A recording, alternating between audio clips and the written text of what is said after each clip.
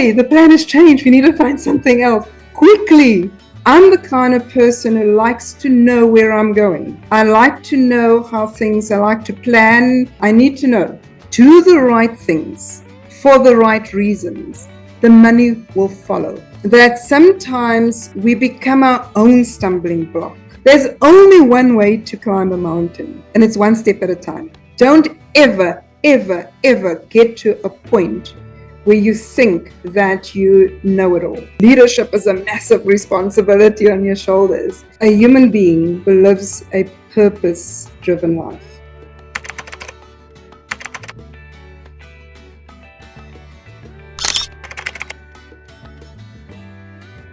I am your host Gaurav Garg, and we welcome all our viewers to our show Amazing Mentor. Today with us is Dr. Claudelle. She is an experienced Chief Executive Officer and Non-Executive Director with a demonstrative history of working in the civic and social organization industry. She is an accomplished strategist with a particular insight in change management, ethics and governance. Her area of specialization is leadership, which was the focus of her doctoral thesis. In addition to facilitating executive and board strategy sessions, she is able to assist the leadership in raising the bar in the key areas of concern, such as governance, ethics, board assignments, executive assignments, building strong teams, and leading through change and uncertainty. Her level-headed, pragmatic approach helps teams stay on track, take quantum leaps and track compiling visions of the future. She is founder of Brave Inflexions and in Chief Strategy Officer, IANI Corporation. It's a pleasure to welcome Dr. Claudelle to our show, Amazing Mentor. Welcome, ma'am. Thank you very much, and thank you for having me. Absolute pleasure to be here. My pleasure, and thank you for giving us the time. Sure. So, tell us about your childhood and any particular childhood memory that you would like to share. Wow. You're taking me back on memory lane. That's a long time ago. The thing about childhoods is that depending also which part of the childhood you're talking about, as little people, our memories are still in formation, and what we remember as adults are bits and pieces and not necessarily exactly how we experienced it as a little child. So my memories are really looking through the lens of adult Claudelle. And looking back, firstly, let me say I was very oblivious to some degree about the backdrop of the country that I was growing up in. So I grew up in South Africa when South Africa was right in the middle of apartheid. I was born in 1970. And the only time where I was aware that something is not right with the world was the times in the township where, through little Claudelle's eyes, the big children, all the older kids, when there were protests, and they would be walking around with placards, and there was this sense of fear in the atmosphere, and I knew, and I remember being scared, and something is wrong, but I didn't know what was really what was going on. I didn't know what apartheid was. I had absolutely no idea that I was growing up in a world that saw me as inferior. But besides that, and that backdrop, I think I had a really happy childhood. I'm a thoroughbred introvert. So my first friends, before my sisters arrived, I'm an eldest child, were my cousins. And my cousins are boys. And you can imagine were the kinds of things the boys got up to and got me involved as well. So we would do things, believe it or not. We would go to what seemed to us like a big river. It's actually a little stream, but a big river in the township, and we would go and look for crabs because, I've got no idea where this story came from, but somebody had told us that if you find a crab, you must look under the belly. There's a pocket and there's money in the pocket. So we went looking for money.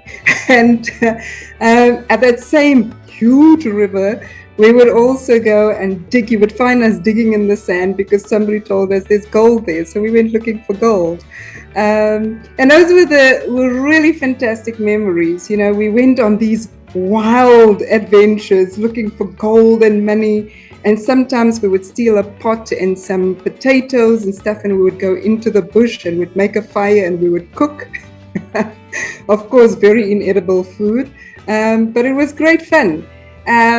Later, when I was older, you could start to see the introvert coming through because I spend a lot of time reading and love that, just getting myself into books. Got very involved in, because I identify as Christian, was very involved in the youth group in the church, so lots of the activities, going camping. So it was really, despite the circumstances that were in the backdrop, it was really a great childhood. Loved it. So did you succeed in finding gold? Maybe in my imagination. I do think that because we went back and we went again and again, so obviously we didn't just give up. And I'm not sure at what age we stopped looking, but look, we were really little people. Oh, and then the other thing was also following the boys up into Grandma's tree, which also today, when I look at the tree, it's like such a tiny tree, but it was a humongous tree. And we would disappear in the tree. It was a mulberry tree, and we went looking for mulberries, you know. So it was, yeah. The boys, now that I'm looking back, in my household, as I said, I'm the eldest. We were all girls, and my dad's one brother, with the cousins that I'm referring to, they were all boys. If I'd just been with the girls at the house, we would play with dolls, and you know, and as the older one, eventually you take the leadership role, right?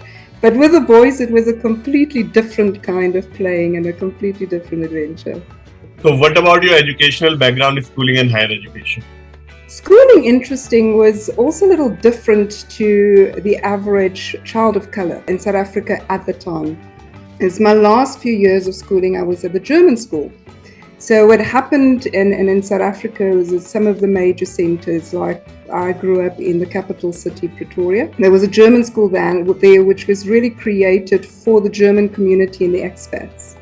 And I think I was in the third intake. What they started doing was to go into the townships, which would both be for the black township and for the colored township. And let me just quickly clarify what that means. So in the South African context, what the apartheid government had done was to classify people to the granular level. And so colored would be people of mixed race. And black people would be people of African only descent, right? So, and they created the split and force people into particular areas and communities. And so what the German school would do would be to go into the townships and at a certain grade look for the top students in that grade, and they pulled us into German classes in the afternoons. And so I think it was about a 4-year period. They would send the buses into the townships to collect us on Tuesdays and Thursday afternoons and ship us out to where the German school was, which was in a white suburb, and teach us German. And from that group, they chose a select few to then start attending the school full time. So my last 3 years were at the German school, and that was very interesting and terrifying at the same time, because if you can imagine, I'm going to take you back to the mid-80s, South Africa was really still in the heart of apartheid. Things started to move, but it was really still apartheid. And to have kids of color go to a school in a white school in a white suburb was quite something at the time. But then what the apartheid government had done was to also divide the schooling system based on color, based on race, on these groupings, right? So you had an education system for the white kids. You had an education system for the colored kids. You had an education system for the black kids. And it was a tiering. I mean, it's insane. If you think about it now, it's absolutely insane. And quite frankly, I think the one part of that system that hurt South Africa the most, because we're still living in the consequences of that. So the white regime had done was to tier the education system in South Africa. So the white kids would go through a certain level of education. The colored kids would go through a certain level of education. The black kids, and so forth. So, but essentially, the premise was that black people really were just going to be laborers in South Africa, and they didn't need to go through a higher level of education so that they could take up leadership positions. So there was a very, very, very definite attempt to block access, and the same with the universities. So incidentally, for example, my dad really ended up being a draftsman and a lab technician. But what my dad wanted to do was to become a medical doctor. But for him to get into university, he needed to get permission from the Minister of Health as a person of color to go to university. And because the family didn't have money, he would need a bursary. And he went through iterations of 1 year, couldn't get the money, and the next year wouldn't get the permission from the Minister of Health, and eventually gave up on that dream. And that is a very typical South Africa story of the time. So when I moved from the school in the township to the German school, you can imagine what a shock it was to my system, because I was not, in terms of what I had been exposed to, at the same level where the white kids were. And that in itself created such conflict inside of me, because I was used to be one of the top students in my school. And here I come to this white school, and suddenly my grades drop because there's a gap. And I needed to overcome the gap. And it plays with your psyche. I was a teenager. How was I supposed to know about the orchestration of the government of the time, you know? So you've been this indoctrination that has been in the society that white people are smarter. And then you encounter the white kids, and they are, because they've been exposed to more. And you don't realize at that age that it is more about what they've exposed to as opposed to level of intelligence.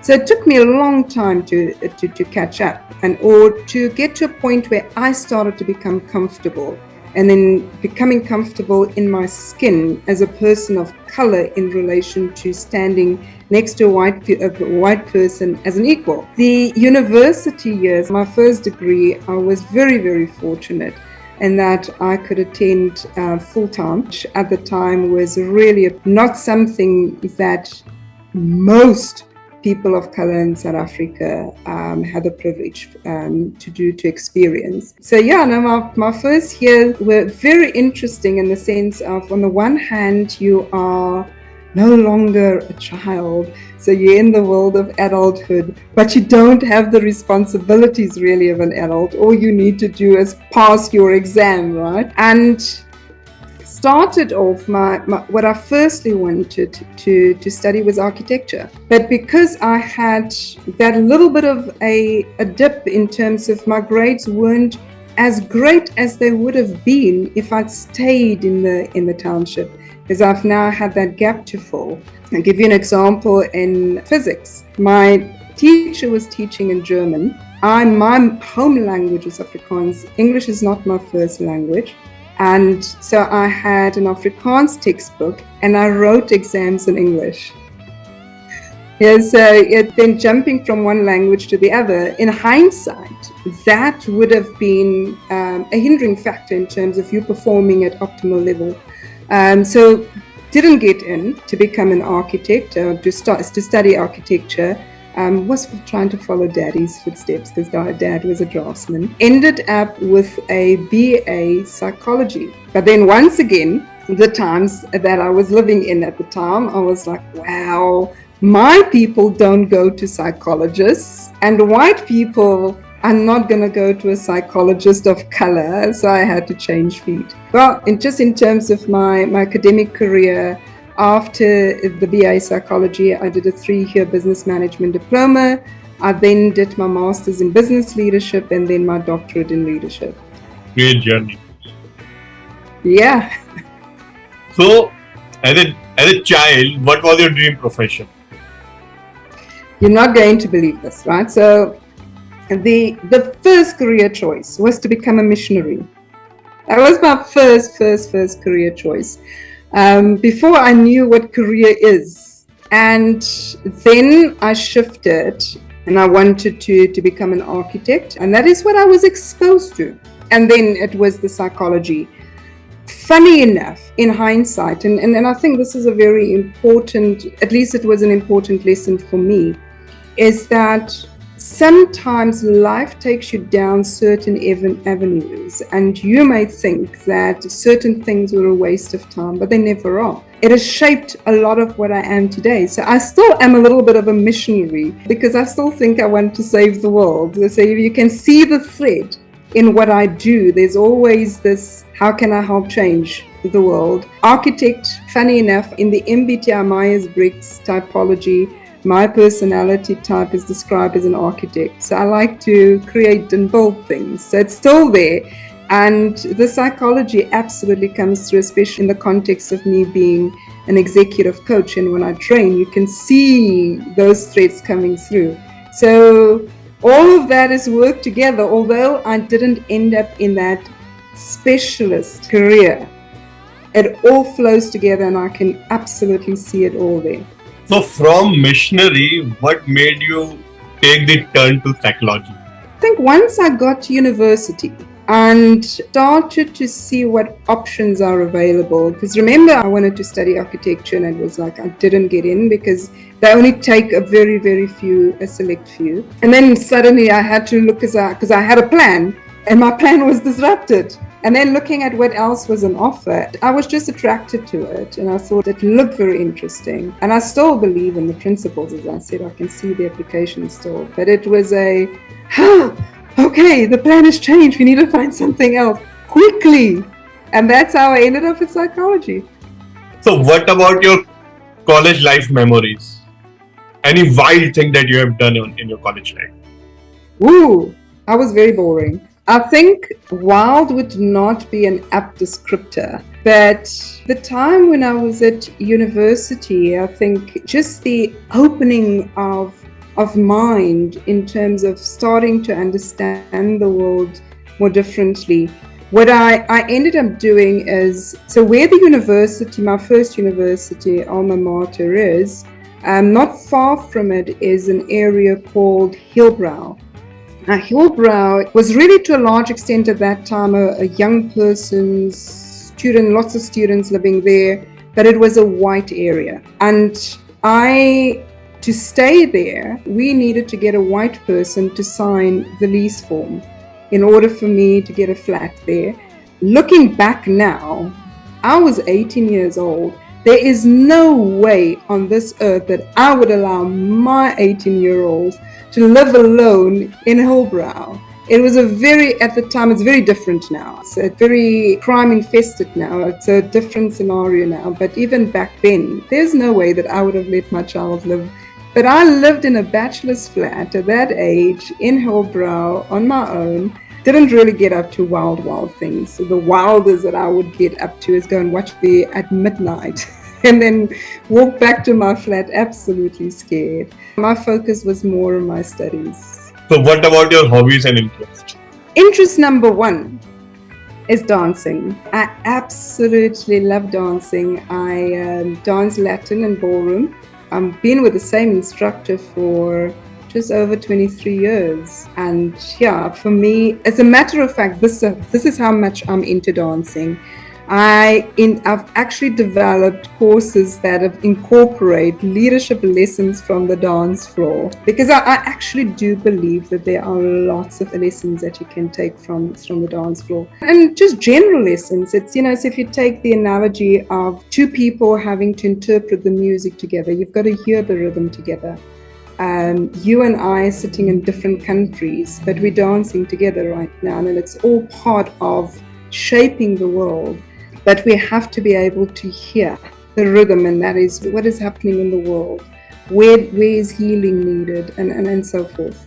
So who was your inspiration in your early childhood? Early childhood, I would have to say daddy. I was an absolute daddy's girl.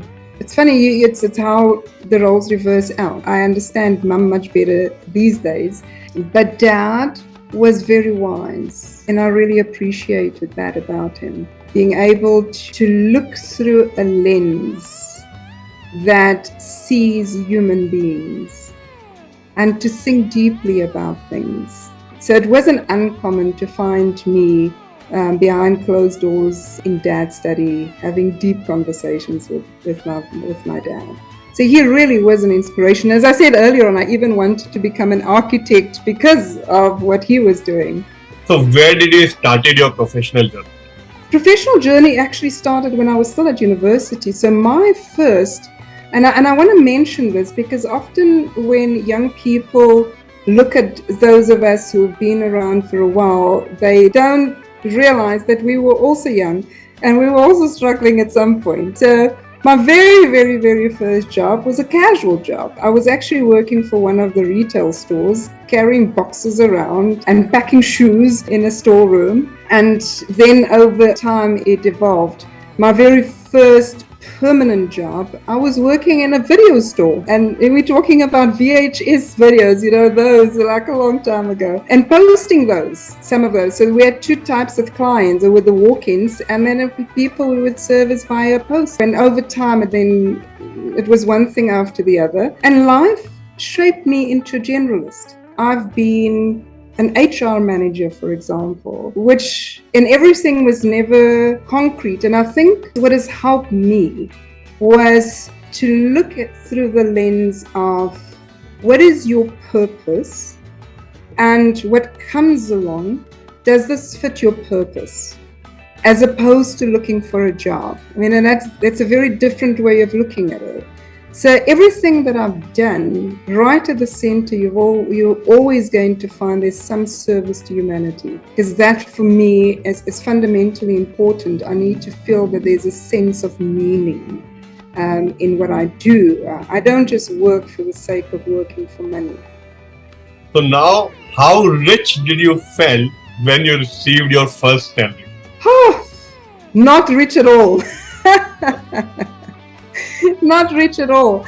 To be honest with you, I honestly cannot remember how much I got paid, but because I had already at an early age, soon after I left home, I was already on my own. Dad helped with the rent whilst I was still a student. But as soon as I started to earn money, it was about paying rent, paying for food. So the responsibilities were there right from the beginning. But I think my parents had also started to prepare us. Whilst I was still in school, when I was in primary school, Mum used to start to give us pocket money weekly. So you got your money weekly, and then you had to stretch it, and there was nothing else after that. You don't come back. You must make sure that you budget for the week. And then when I got to high school, it was monthly. And one then needed to learn to prioritize. So if you wanted to, and I actually have bought clothes with pocket money that I saved over time. So you forego certain things and you save money. So the lessons were inculcated. So by the time the first salary came, it was about being responsible. I can't tell you naughty stories about how I splurged the money, unfortunately. I'm very boring from that perspective. So what were your initial challenges and what all challenges did you face to have your first job? The most important challenge was for the first time starting to understand what apartheid meant. And what I mean by this is, growing up, what the apartheid system had done was to put us in groups in our areas. So what you're exposed to on a daily basis is really your people, and I'll put that in inverted commas. So you're able to gauge where you are, and it's quite easy to see. Let me rephrase that. There's equality to a large degree. But then you get into the world of work, and then you start to for the first time experience the inequality.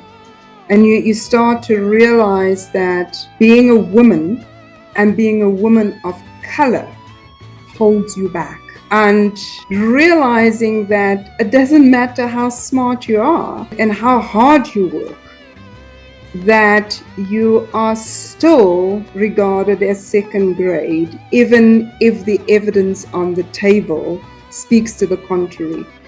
So that, I think, was, I would say, would have been the biggest challenge. But then there's the normal stuff, like getting to work, for example, because the way South Africa was structured in terms of living spaces and so forth, where the economic center would be in your cities, closer to those would be the white people. You'd live further away. So access, more difficult, and getting to work meant public transport, and then starting to see the disparities and not become bitter as a result of that. So I think those were the most important early struggles. So how was your transition from an employee to an entrepreneurship journey? I went, when I left my last employed position, I went into a sabbatical, partially because I needed to think and hear myself and just become still for a period of time. Because prior to that, I had always been so busy. I kid you not, I was completely and totally irresponsible. I advised my coaches in the direct opposite direction to what I used to do. During the week, I would average around 4 hours of sleep, and I would work through weekends. I worked extremely long hours. So there was very, very little time to think about me. If there's anything that I can say may not have been a great thing that I've pulled through from my childhood as an eldest child, is that I over time created an overdeveloped sense of responsibility, and feeling so responsible for what is in my care that I would just keep on driving. So I needed to be stalled for a bit. The funny thing is that Brave Inflexions, my company and my practice, really was not an instant idea that I moved out with. As I was in the sabbatical period, the one thing that I always wanted to do was to create a website where I can go and write what I like and just put my ideas and self-publish my ideas, right? Which I did, and I suddenly had this time to think and just write and just hear myself. And as I started to hear myself more, it just became evident that this is something that I should do, and I really enjoy it. So I didn't necessarily start out with a thinking about myself as an entrepreneur. I started off with this is what I can offer to the collective.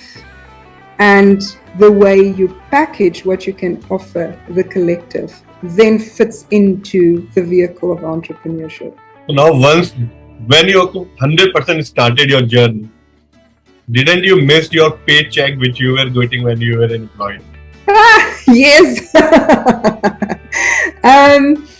The one thing about being on your own is that, yes, that stability is yanked away from you. But I must say that I surprise myself. I'm the kind of person who likes to know where I'm going. I like to know how I like to plan. I need to know. And so I went into great uncertainty. And to add all of that, I started my business a month before we went into the pandemic. And South Africa went into a hard lockdown. So you can imagine, I was like, oh my God, did I make the right decision here? But where I did surprise myself is I thought I would be in panic mode, and I wasn't. There has just been the serene calmness that I had come to really, really enjoy.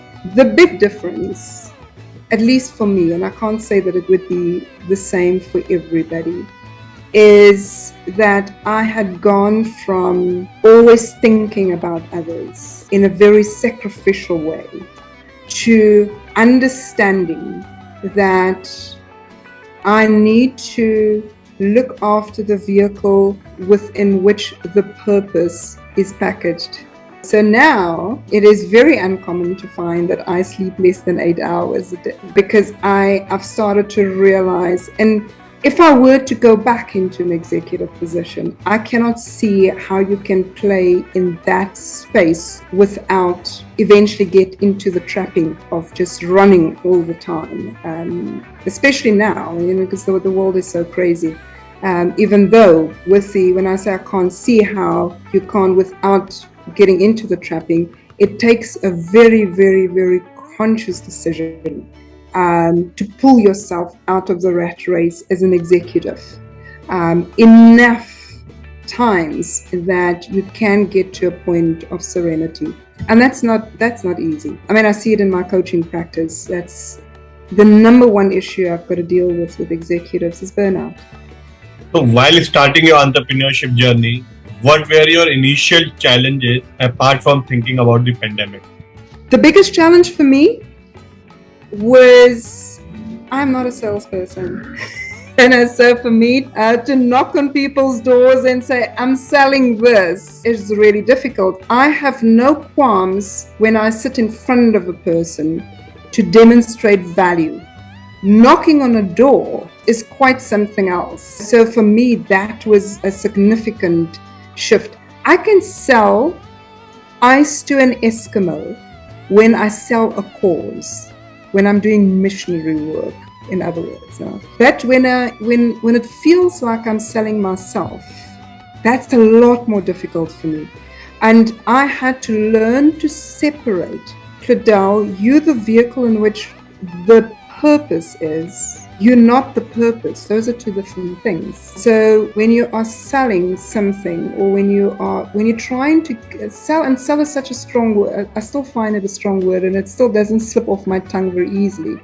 But when you're engaging with somebody and trying to illustrate what value they could get in engaging with your purpose, it is about separate. You're not selling Claudelle. You are having a conversation about the value that they can extract from your presence. And that shift, for me personally, has been difficult. I do think that part of it is that women, and I see this not just with myself, I see it with lots of women, we're socialized to be good girls. We're not necessarily socialized to be hard, go-get, competitive. And I'm speaking, of course, in generalizations, because I also know lots of women who are very, very strong salespeople. Yeah, I think for me, just growing up and in just the trajectory of my career, had never really asked that of me, that I had to sell Claudelle. I've always dealt with a cause. So how difficult was it to convince your first client as an entrepreneur? It wasn't all that difficult with the first couple of clients, because I was fortunate that people who were already aware of my skill set and had seen me in action became my first clients.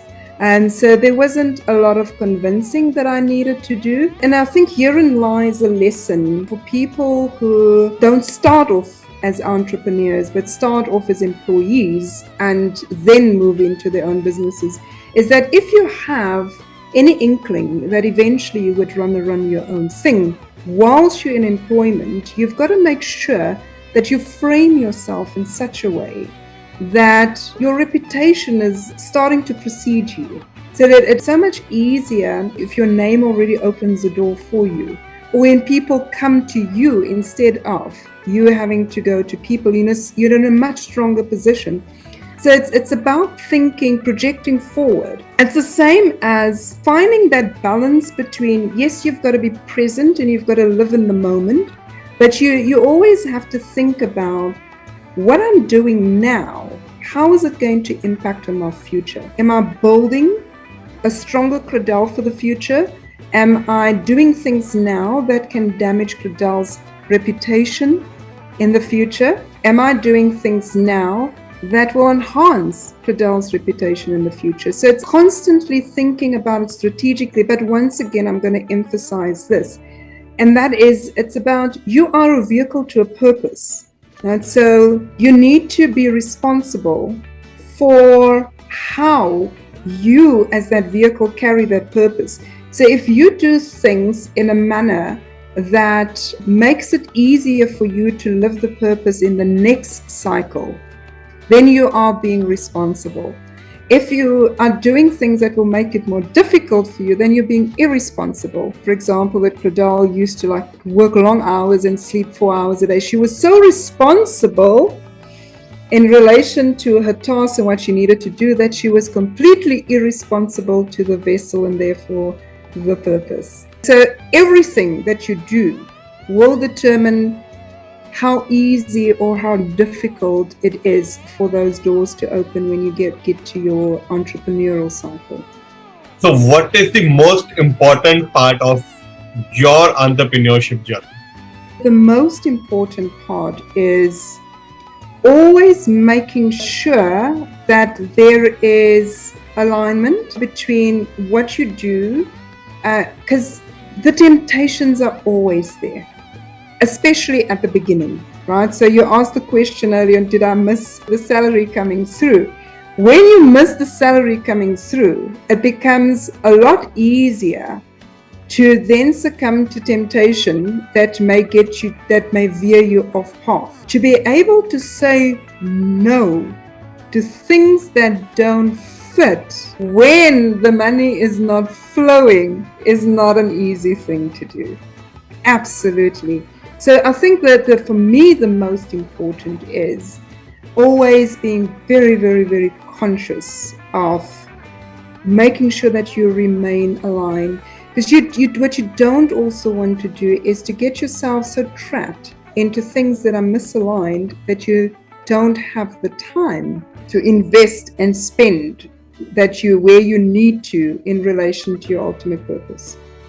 So what are the major differences that you feel in the journey of an employed person and an entrepreneurship person? The most important one would be when you're running on your own, the sense of responsibility that you feel is different. When I came off my executive role, I was in a position of chief executive officer. So I was already feeling the weight of responsibility, but it's a different kind of responsibility, right? So it's something that doesn't belong to you. Whereas when you're running your own thing, that responsibility is very different. And also here you can sit with temptations because your accountability is to self. You can quite easily start to become lazy in some areas, or you can push things out. So that is a very, very fine balancing act. I think the other is, I suppose, also in relation to accountability, but in my previous position, there were so many different stakeholders that I needed to be concerned about. Right? For me now, in my current role, what I really enjoy is the liberty of being able to say whatever I want to. Right? So, whereas in the previous role, you always had to watch your tongue, because if you say X, stakeholder Y may not be happy with that. So you're always conscious of what you can and cannot say, but also in terms of the ripple effects of your words and your actions. In that role, I felt the pressure of that a lot more. In the role that I currently am in, I feel a lot more my authentic self, because my decisions are not so much based on what stakeholders may think, especially stakeholders that can block you, that can make your life difficult. Here it is more about the decisions and the actions of, is this right for the purpose? So how would you define entrepreneurship? There are various lenses that you can look through when you look at entrepreneurship, right? So some people go into entrepreneurship because they want to make lots of money. Some people go into entrepreneurship because they see themselves as social entrepreneurs. And then one is starting to see a lot more of those coming through, and that makes me very, very excited, because I see humanity as a collective, not as individuals. And then there are accidental entrepreneurs, so some people become entrepreneurs very consciously. I want to make lots of money and I want to run a business. I'm not in that category. So for me, entrepreneurship is really, in the lens that I look through, is your economic activity within the context of the collective? What is the value that you add? And are you bringing a net positive contribution to society? And that's very, very important. Look, of course, there is a balance in terms of you've got to live too, you've got to be able to put bread on the table. So you can't do everything for free. So there has to be a transaction. But the transaction is really just the real basic bottom level. The real issue is around the serving of the purpose. So a key question I have to constantly ask myself, and I think it's a question that all organizations should ask themselves, and that is, what gives you the right of existence? Right? So I have a right as a human being because I've been born here, I've been born on this earth. Nature gave me the right by putting me here. That as an entrepreneur in building a business, what gives me the right to do that? And how do I ensure that in building that, I am not making a negative contribution to the world, to society? That for me is entrepreneurship. It's understanding the responsibility that comes with economic activity. So what's more enjoyable, an employee journey or an entrepreneurship journey? And I love my life at the moment. I really do. I must be honest with you. And honestly speaking, I can see it in myself every day. I can see it in the face that looks at me in the mirror. The freedom that comes with the autonomy is such a great motivator. It would be difficult for me to go in and report to a boss these days. So what are negative and positive of an entrepreneurship journey and an employee journey? Positives? I think as an employee, what you do have, which I sometimes do miss, and I have to make a conscious effort to find avenues, is, and then it depends on the context you find yourself in as well, is we're social beings. So we have a social brain. Your interaction with others around you helps to sharpen your own thinking. So you can quite easily, when you are not in a bigger group, quite easily start to go into your own echo chamber and start to think your ideas are so wild, and when you don't have people, you can bounce off of people who can say to you, Claudelle, no, Claudelle, no, you're on the wrong path there.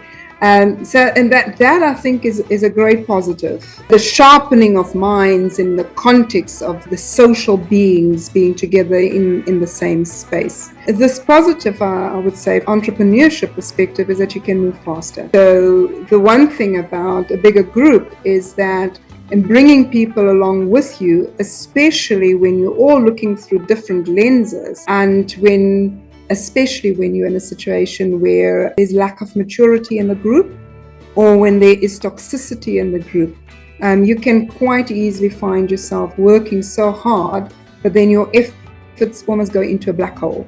Whereas when you're not running in that context and you're the driver, you can run faster. That for me is an absolute positive. The negatives, let's start with entrepreneurship, is that what I find difficult, and I can't speak for everybody, is because I am not of the persuasion that believes that the world as we have created it today under capitalism is the best system for humanity. I am definitely not a hardcore capitalist. What I'm finding difficult to navigate is having to operate in a system that has norms and practices that go against my grain. And if you don't play the game in a certain manner, that you may be excluded. And then having to become comfortable with being excluded in the game in certain contexts. So that is it's not an easy road to walk on. And I think that a big negative in that regard for lots of entrepreneurs is that I see lots of people lose their way because the pressure then eventually becomes too much, so it almost becomes if you can't beat them, join them. kind of scenario. And then the joy is taken out of living your purpose. And so the negatives on the employee side, I sort of touched on it a little bit, but if you're not attached to an organization that has a vision and a purpose that you can align your purpose to, you will be unhappy, for sure.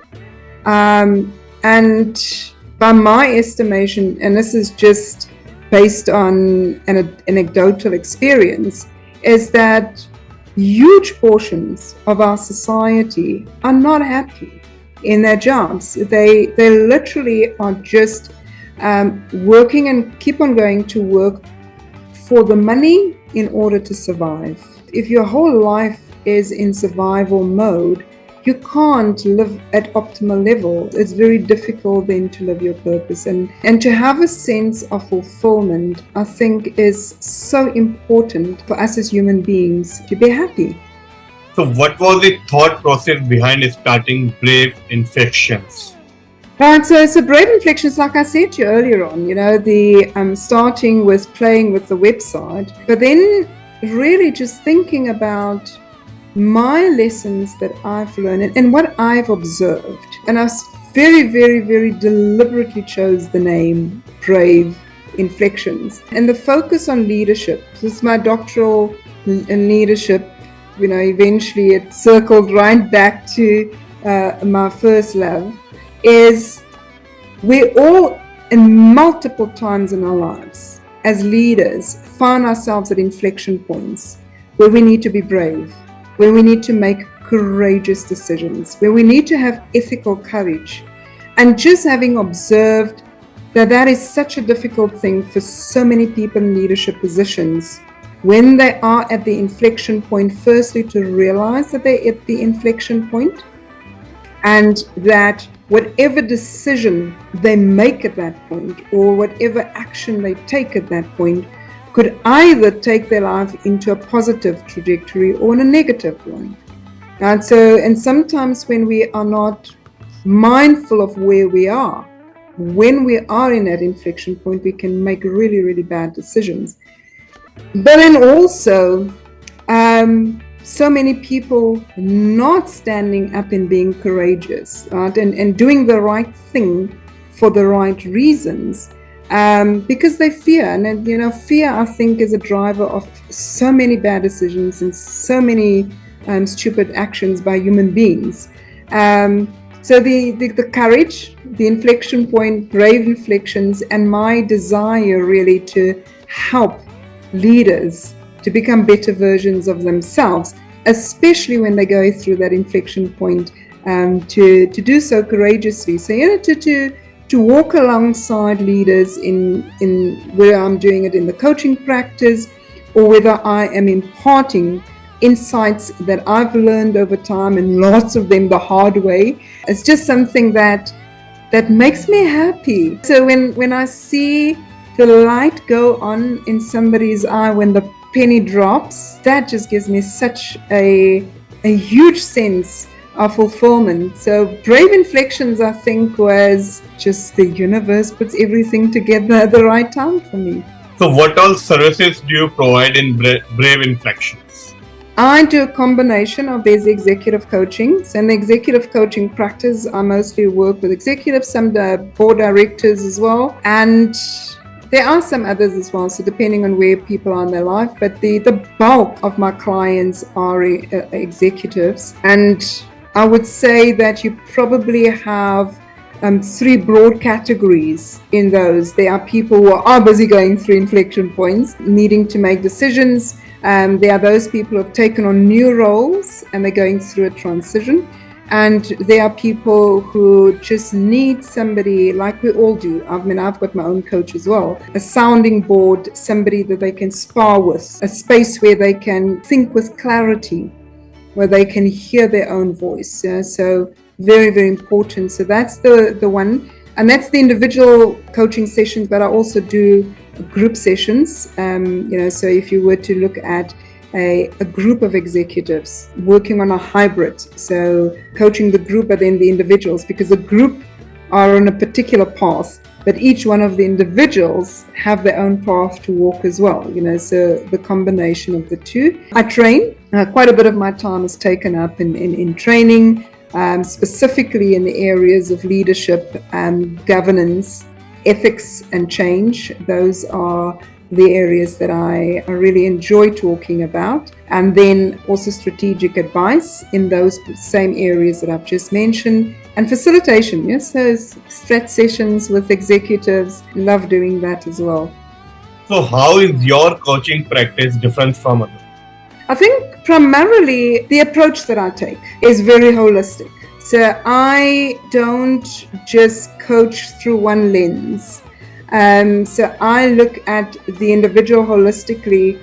More often than not, you would find me, and with a new coachee, we start with the individual's health. Like I said earlier on, one of the big things that I'm dealing with, that I see so often in my practice, is burnout. And so it doesn't help. We're going to be coaching around your goals at work if you are burned out. First, we need to get you to a place where your body is strong, your mind is strong, your spirit is strong. And so it really depends on where the person is. I've got a very, very, very keen interest in neuroscience as well. So if the person is at X level, that is where I would deal with the person. So I literally, the analogy, forgive me, I did say that if you get me on my passion, I will talk about it forever. The analogy that I like to use is the dancing. And so I go into a dance with my coachee, and it's about me listening to the rhythm around them and dancing with them. So sometimes they need the salsa, and then we dance the salsa. Sometimes they need to dance the rumba, and then we'll dance the rumba. Sometimes the music says rumba, but they're dancing salsa, and I will gently ask questions to get them to a point where they realize I'm not dancing to the right rhythm. So it's about that fluid flow with the coachee. So I think where the difference comes in with me, and it's not the others that work the same way as well, is that very holistic approach. It is, if the need is in the space of spirit, and here I'm not talking about religion, in terms of your spiritual intelligence, then that is where we work. If the need is in the body, that's where we work. Of course, all these things are interrelated. But we go to where the imbalance is so that we can get the rest back in sync.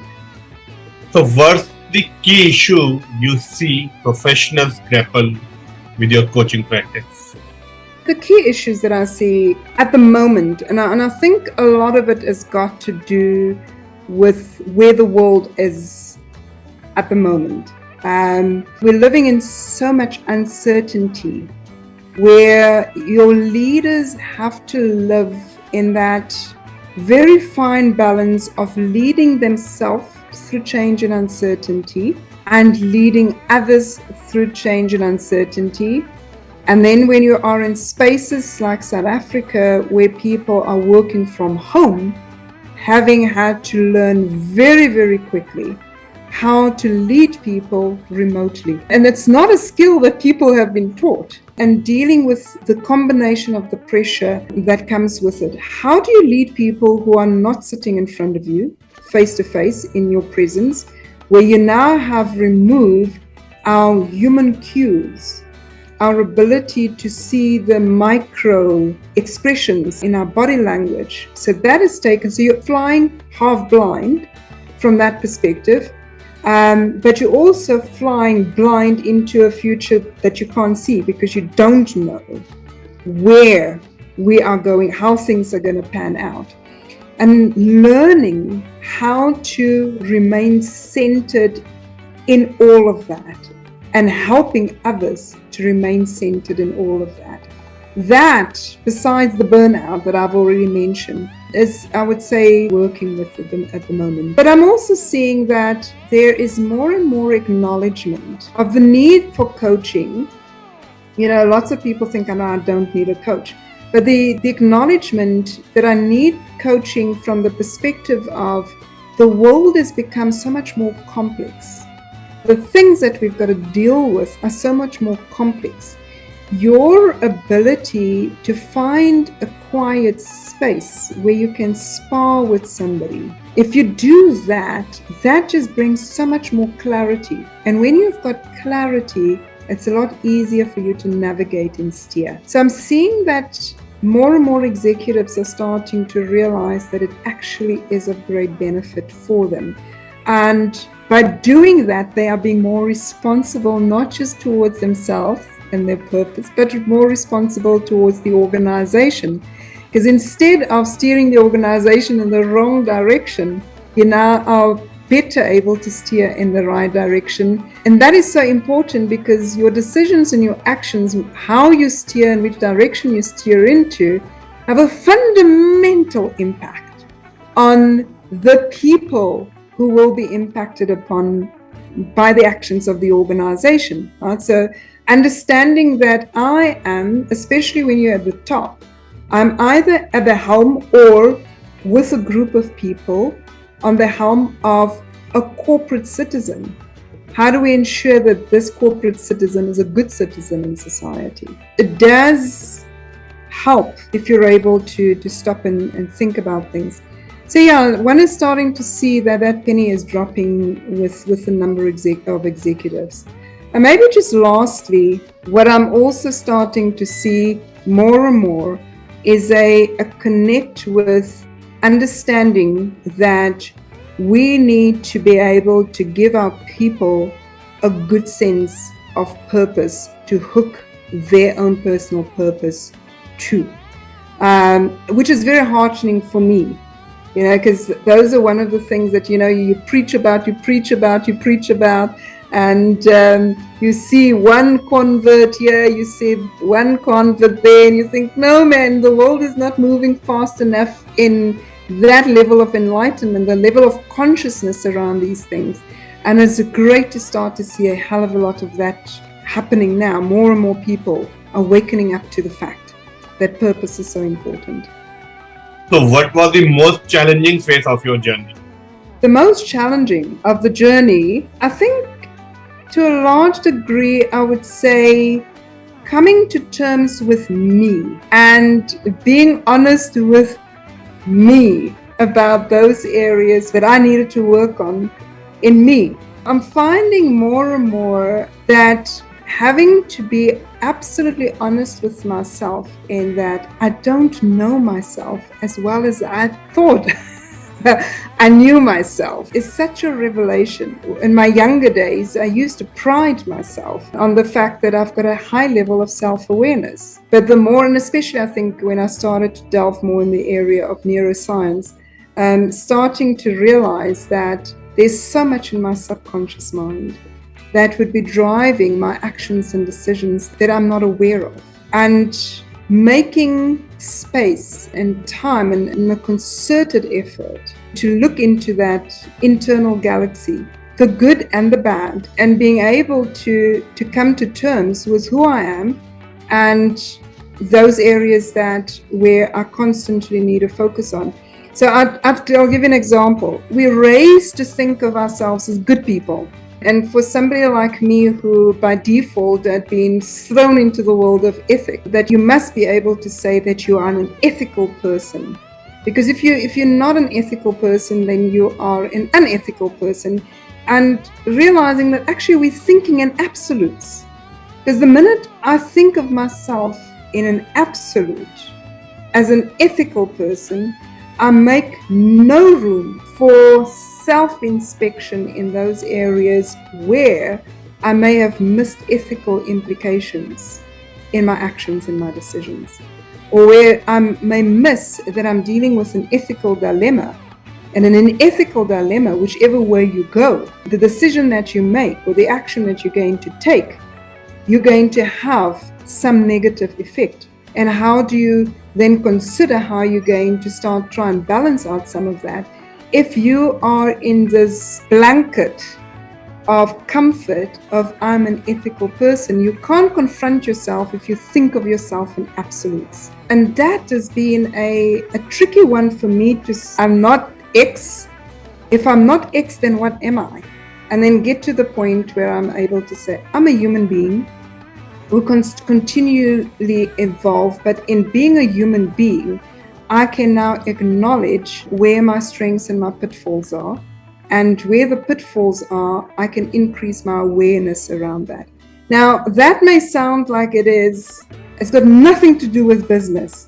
It's got everything to do with business, because it determines how you engage in your economic activity in society. And the difficulty that it does bring is the more you become aware, the more and more you're able to see the fault lines in society where you need to navigate. And then those times, like I've mentioned this earlier on, the times that you need to say no. And sometimes that's difficult. I'm not just earlier on I talked about it in the context of it may mean that you're saying no to income.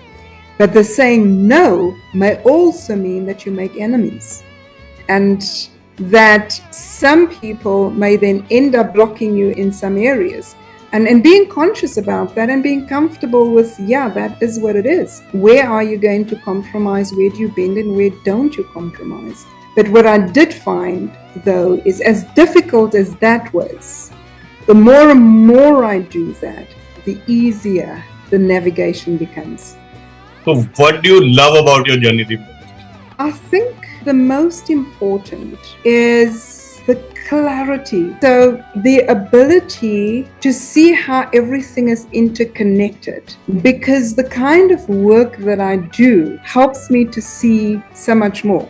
So you can imagine that when I talk to executives who are sitting in different organizations, I now have more insight of the issues on the table, because I can see a collective picture as opposed to a very narrow picture when you're bound to a particular organization or a particular industry. I can see across industries. Even with the training and the facilitation processes, it's just hearing all the different perspectives and then putting me in a position where I can look through different lenses. Love it. Absolutely love it. So how would you define success, and what is the role of hard work, smart work and luck in achieving success? I define success for myself as if I am able to say at the end of my life that I have given the collective my fullest, and I can see how the collective has benefited from my contribution. That for me is success. Now, of course, the degree to which you're able to do that is dependent on your capabilities and your capacity, which essentially your responsibility, of course, is to continue to expand that. So when I say the fullest, I mean having ensured that I always am the best version of myself at any given point in time in terms of where the vehicle from which that purpose comes from. That for me is success. And in terms of hard work versus luck is an interesting thing. I've always believe that it's not just about hard work. It's also about people who are willing to open doors, the gatekeepers who are willing to allow you to have certain exposure. It's a combination of things. But you can take it in the racial context, for example. So if I look at the South African context, it doesn't matter how hard I work. I'm working against the odds that my race and my gender brings with it. But it's not just about hard work. For me, smart work is not just about using technology, for example, to move faster. It is about what I mentioned earlier on, thinking clearly about the ripple effects of your actions and your decisions. That for me is smart.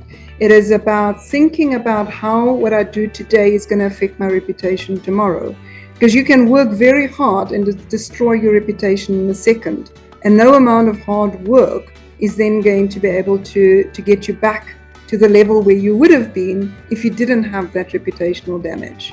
And so, but what I have learned, and I think this is a very important lesson, what I learned post my executive time, and especially when I went into my sabbatical, is the more time you spend on taking time out of the world in meditation, looking after yourself. So it's looking after yourself physically, looking after yourself mentally. You have to be almost religious about setting that time aside. When I'm in meditation state, phone is off. I don't care what's happening in the world. This is now the time that I've got to do that. It sounds counterproductive, and it's one of the things that I sometimes battle and to get some of my coaches to understand, because I'm so busy I don't have time to exercise. I'm so busy I don't have time to meditate. Here's the reality. The more time you put aside for that, the better position your brain is in to think with clarity, where you can see with clarity. My most brilliant revelations for me, or insights, had come in times when I was in a meditative state. And so you can work for 3 years on an idea and work hard, or get it in your 30 minutes in your meditation. You choose. It's sometimes those things that are counterintuitive are exactly what we need in order for us to work smart. So how do you make your work-life balance? I'm fortunate at the moment because I am able to dictate for myself to a large extent, and because I am very religious about the time out. And the way I've rationalized it in myself, I don't talk about me time. I talk about protecting the purpose time. So I see it as my responsibility. It becomes a lot easier to talk about balance when the things that you do to balance is part of work, right? So I can't show up in a coaching session with my mind clouded. I can't show up in a coaching session unhealthy and tired. Therefore, doing the things that balances me out, the exercise, the meditation, something that is fun for me, just taking time out, it's part of the work that you need to do for you to be able to be the best version of yourself. That's how I rationalize it for me, right? So for me, it's a fluid thing. And I also think that it's important that that you don't become so dogmatic about where the lines are.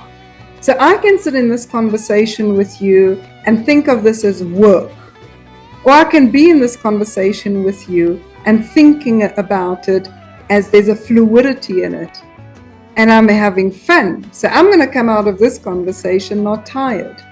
And so it's also about that balance, also about making sure that you shed those things that create toxicity in your life. So you can work 8 hours and really work hard and have fun and feel a sense of fulfillment, and that doesn't tire you out. Or you can work an hour in a toxic environment and it keeps your cortisol levels high and it kills you. So how would you define leadership? And what are the qualities of a good leader? Leadership for me, firstly, let me say, I don't think of leadership, the word leadership as a noun, it's a verb, right? So it's a doing word. You exercise leadership, and it's opposed to managing things. You lead people. But for me, it's a huge responsibility. And it does worry me tremendously when I see people wanting to transcend into leadership positions with wanting the glory that comes with a position without understanding and realizing the weight of the responsibility that comes with being in that leadership position.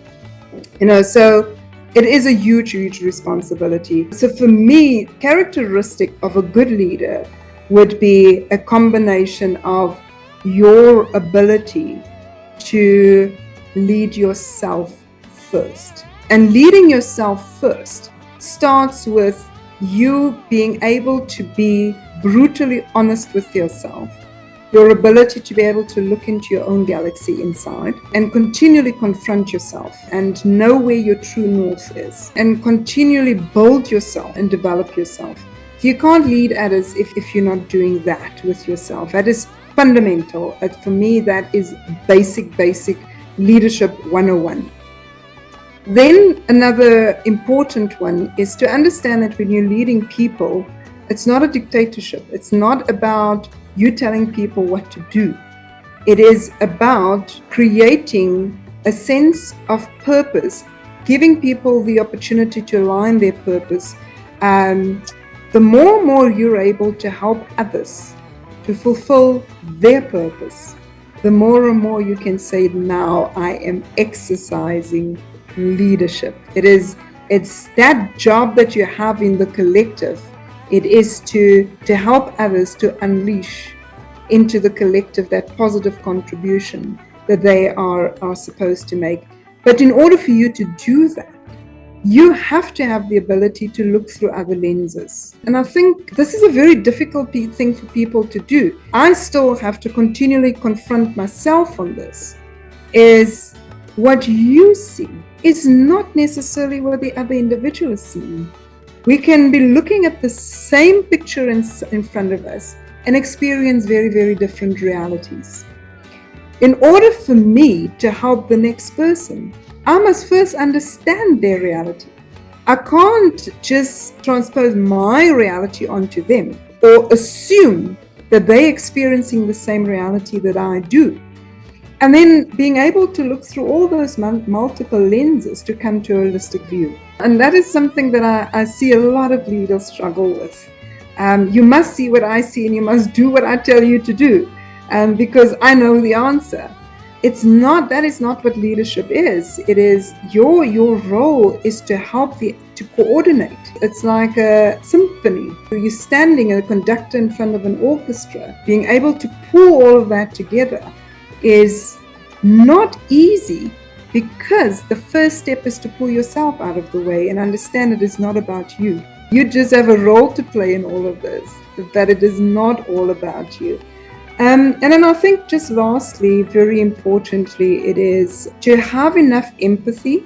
And for me, empathy ties into what I've just said, your ability to see other people's realities. Empathy, I think, is missing in lots of organizations these days.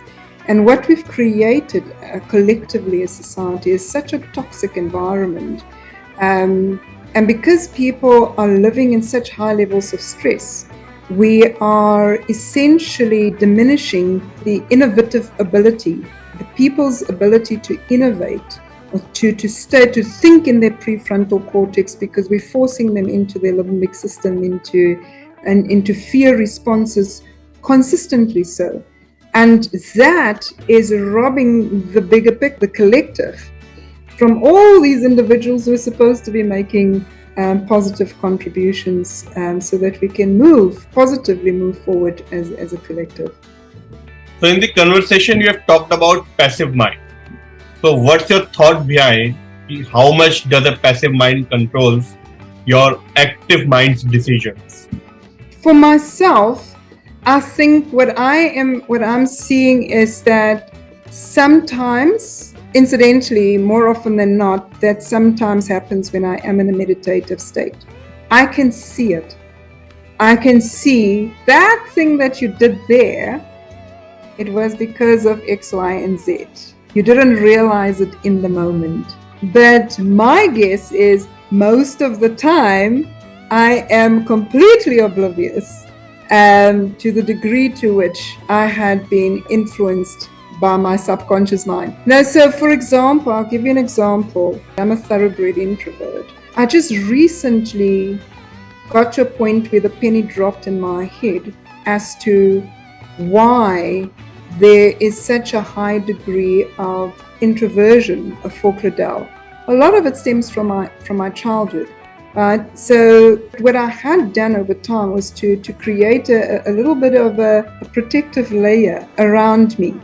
Now, when I have to make a decision as an adult, unless I stop in my tracks and I take time out to think about what is driving the choice I'm making, most of the time, I actually make the choice thinking that it is a very rational choice. And I actually don't see that there are some motivators in the background. And there are things like bias and unconscious bias in particular. It's named unconscious because when it happens, we're oblivious to it. They say that we only are conscious of in terms of our conscious thought, we're only aware of about 10 to 12%. So there's 88% that's sitting in the subconscious mind, and I have no idea. I can't even say that with absolute certainty, that everything I'm telling you now, the choices that I'm making in my answers, because I've been on the earth for over 50 years. I've had a lifetime of experiences, but I'm cherry picking certain experiences. What is making me zero in on those experiences? The drivers in my subconscious mind. When I meditate tomorrow morning, I'll think about it. So what are your advices for young entrepreneurs? The first advice would be really make a concerted effort to make sure that your choice in economic activity is aligned to your purpose. Because in the long run, that is what is going to serve you well. Do the right things for the right reasons, the money will follow. If the money is the first driver, it's not going to make you happy. You do want to, and you see it, look around the world. People who've made lots of money, billionaires, what do they end up doing? Spending their time in trying to give back. And that's where if you talk to them, that is where they find the sense of fulfillment. You don't need to wait until you're in your 50s. You can start to create that alignment right from a young age. It takes some applying of mind. Find people in your sphere of influence, people you can talk to, people that you can bounce off, people who will be honest with you and who will hold you accountable. Right? Who can say to you, look, now you're just chasing money, there's no purpose in that. Who can say that to you honestly and be open to that. If you do the right things for the right reasons, the money will follow. Absolutely. And then make sure that you always know where your ethical true north is. And I'm saying this with bringing into the picture that you are going to deal with ethical dilemmas. But if you know where your true north is, you're always going to apply your mind deeply enough. And when you have to make a decision that may have some negative consequences because there is no other alternative, right? Sometimes we have to choose the lesser of evils. It just is the way it is. But then you can start to think about, how do I minimize the negative impact that may be there? Right? So be conscious of how you are impacting society in your actions. And for the younger generation, I think that my generation and the boomer generation, had made significant mistakes in terms of how we've approached the world. Right? It's been very, very individualistic. It has been more about making money than it is about how we're impacting on the earth. We have much to answer for to the next generation in terms of the state of the earth. And so be conscious of how your activities not just impact on society, but impact on the earth, on the generations that will come after your generation.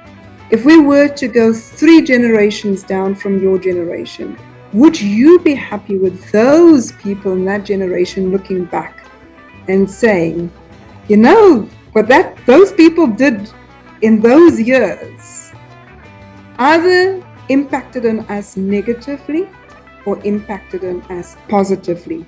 Our responsibility is not just to the collective in the here and now.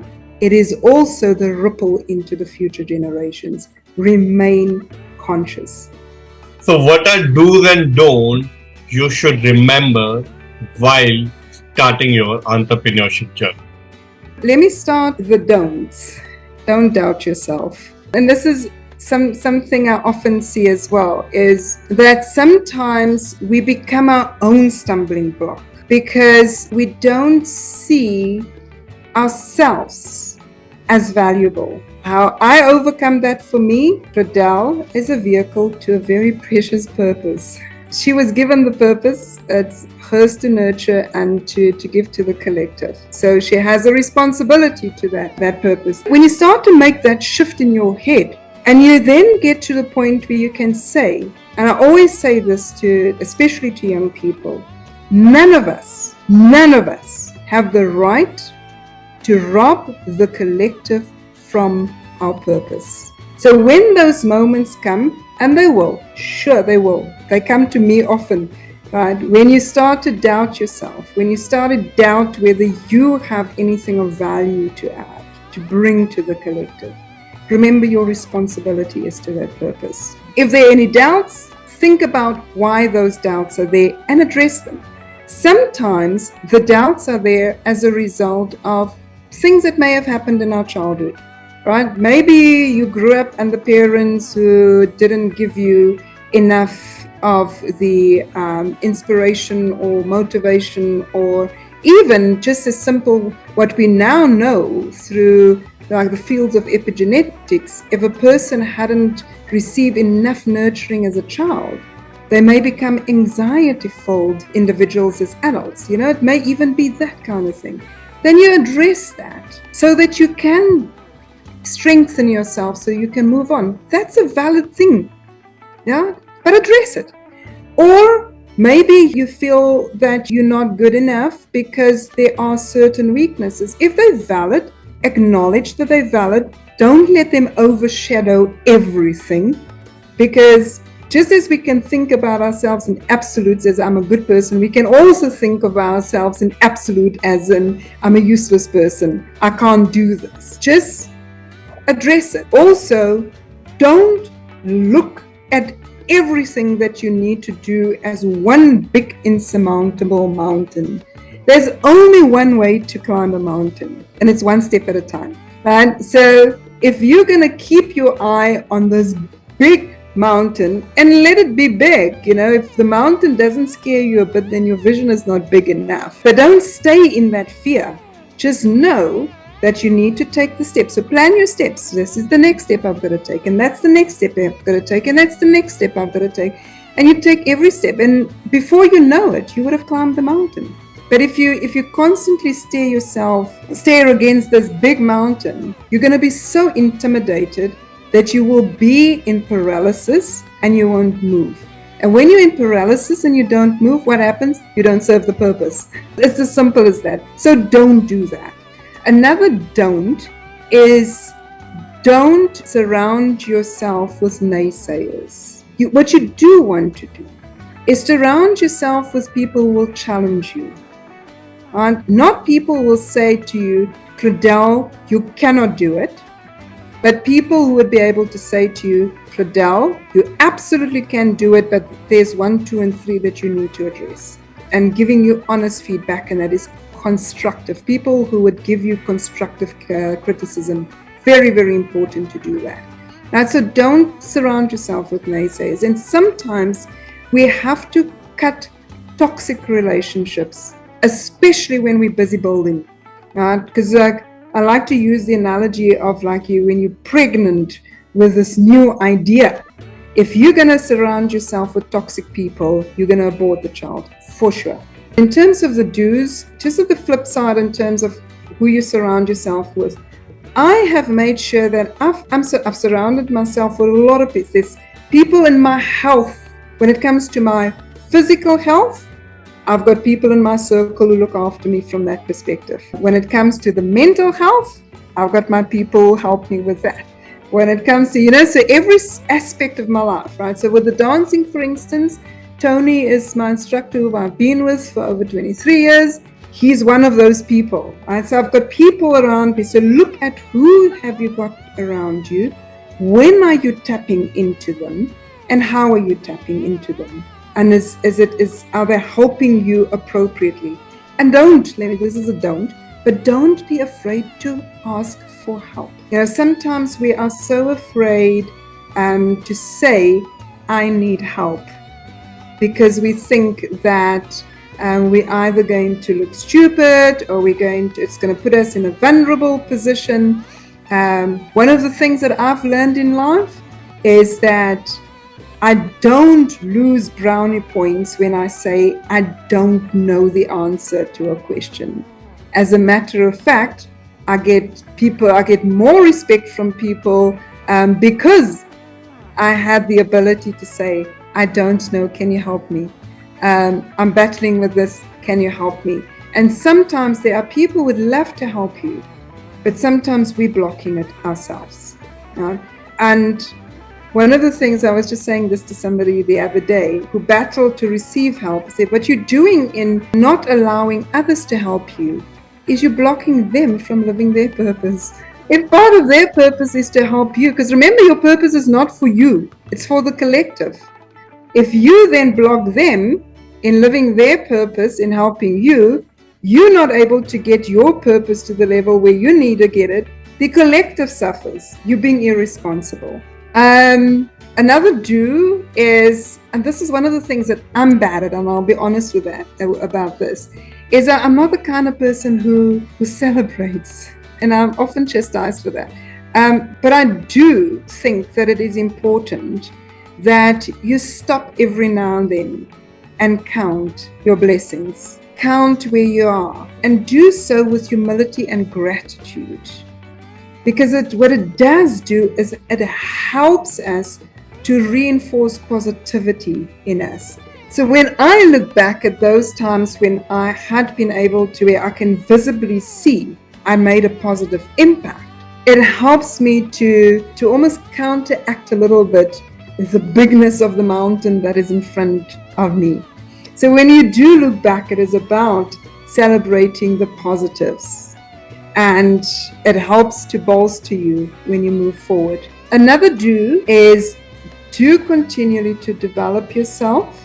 Don't ever get to a point where you think that you know it all. I remember, especially when, for those of you who are building companies where you would have lots of people under your auspices, under your care, you are their ceiling. So you have to continually lift yourself so that the ceiling continually lifts in the interest of those who are sitting in your care, so that they can continually grow as well. A big don't set a bad example for those who are under your care. And this is one of the hard lessons that I had to learn, looking back in my past. In all those times when I was working long hours, the signal that the unintended, because it was not something that I consciously wanted to do, but the unintended consequence of that was a signal to the others that this is how you've got to work, and the impact that then has on people's health. So be very, very mindful about the tone that you're setting at the top. That tone is not just in what you say, and it's not just in your decisions, but in your actions and how you live. So what would be your message for young graduates who are just entering the professional world? My message would be, firstly, live your purpose. I'm going to repeat that. But have fun. Because when you are in a happy space, you're able to connect the dots easier. And you're able to emit positivity to others around you as well. When we get onto the road of our professional lives, and this is the signals that we get from the world all the time, it's like so serious. It's like a really serious journey, and it's a massive, and Claudelle said earlier on, leadership is a massive responsibility on your shoulders. But don't forget to balance it out. And if you find yourself in a space where you are so completely stressed out all the time, you're in the wrong space. Reverse out of that. So now we'll start a rapid round. Okay. Success in one line. Purpose fulfilled. Employed or entrepreneur? Entrepreneur. Choose anyone, luck, smart work or hard work? Smart. Your favorite destination? This is going to sound corny. Mum's house, because I feel safe there. Your favorite adventure? Walking on the seabed, under the ocean. Favorite actor and actress? Viola Davis, absolute favorite, and Keanu Reeves. Your favorite color? Red. Your favorite country apart from South Africa?